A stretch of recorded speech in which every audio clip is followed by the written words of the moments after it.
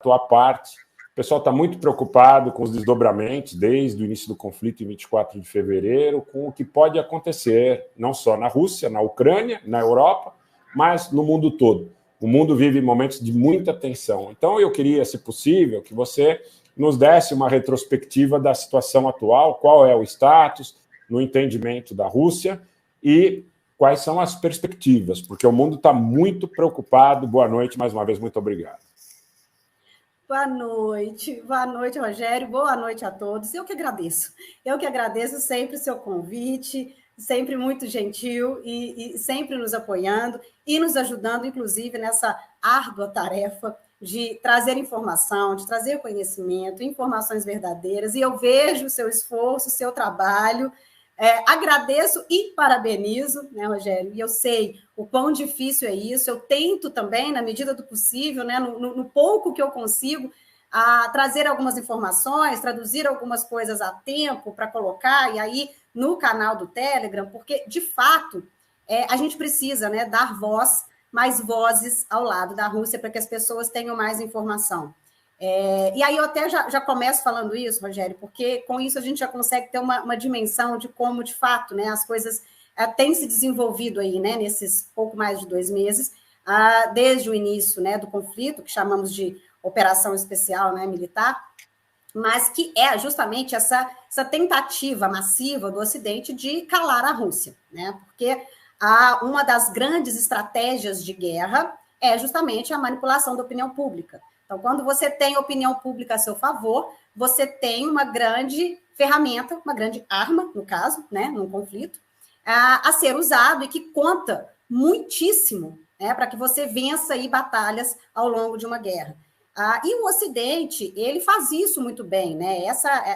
A Rússia, ela assume, né, que essa é uma fraqueza da Rússia, né, que era o soft power de sempre e que agora, em conflito, é uma ferramenta e que a Rússia tem dificuldade de usar justamente porque é difícil transpor as barreiras colocadas pelo Ocidente. Então, ao censurar a Rússia, ao calar a Rússia, o Ocidente consegue se reafirmar, né, cada vez mais na sua versão e que atende aos seus próprios interesses. Toda história tem 2 lados, né? E todo mundo sabe, todo mundo que aqui acompanha sabe muito bem disso e procura justamente ouvir todos os lados da história, que tem sempre, né, 2 ou mais lados, né? E nesse caso são muitos lados, na verdade. E aí a gente tem que buscar ouvir esses lados para que a gente possa, inclusive, exercitar a nossa capacidade analítica, a nossa capacidade reflexiva e procurar entender o que realmente está acontecendo, né? A Rússia é, de fato, a vilã da história? Não, todo mundo sabe que não é exatamente a Rússia a vilã dessa história. Né? E o que deu início a tudo isso, por que começou e quando começou, e que nós sabemos que também não foi agora e não foi em 24 de fevereiro apenas. Né? 24 de fevereiro começou essa operação militar especial. O conflito começou há muitos anos atrás, nós já estamos há pelo menos 10 anos numa situação complicada na Ucrânia. E isso veio se escalando, né, nesse tempo todo e calhou do governo atual dos Estados Unidos a tomar isso como uma das suas forças para atender os seus interesses.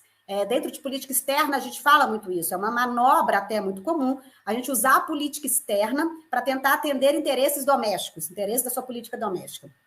E isso os Estados Unidos faz muito bem. E ele usa a guerra e os mecanismos de guerra para isso desde sempre. Né? Mas o que a gente vê agora, Rogério, é uma situação seguinte, uma união muito grande das forças do Ocidente, principalmente das forças da imprensa, em condenar a Rússia, né? Quando, na verdade, se a gente fizer uma retrospectiva, né, não há nada diferente no que a Rússia tem feito dentro da Ucrânia do que os Estados Unidos não fez ao longo de toda a sua história, né, inclusive na sua história recente.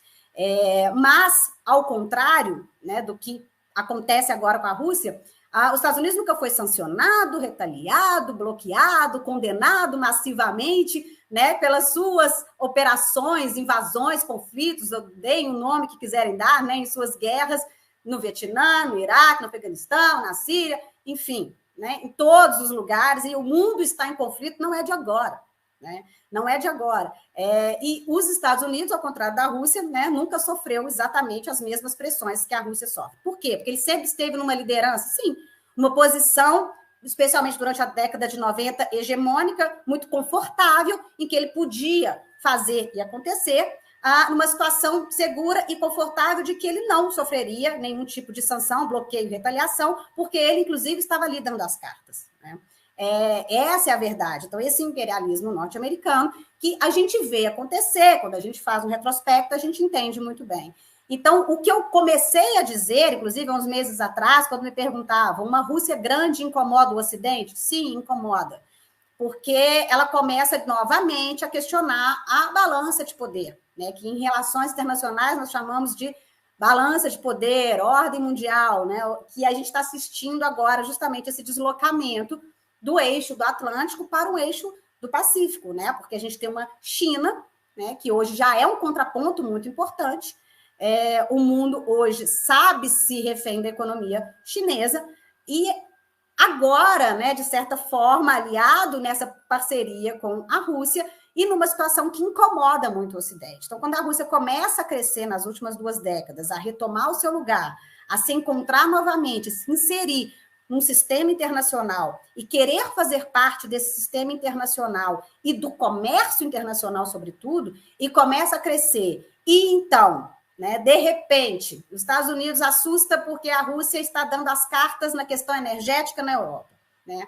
Então, está uma Europa dependente da Rússia energeticamente, com a questão do petróleo também, inclusive. E isso começa, então, a incomodar, essa é a palavra, incomoda muito os Estados Unidos, porque representa uma ameaça, né, a sua superpotência, né, aquela situação de conforto que os Estados Unidos está acostumado a ter, sim. Né? E aí eu sempre fiz, as analogias, né? Eu falo do bolo, repartir o bolo, né? Os Estados Unidos não quer repartir o bolo, ele quer escolher o sabor do bolo, o recheio, a cobertura, né? E comer o bolo sozinho, quando muito ele vai partir, ele decide o tamanho da fatia e para quem dar.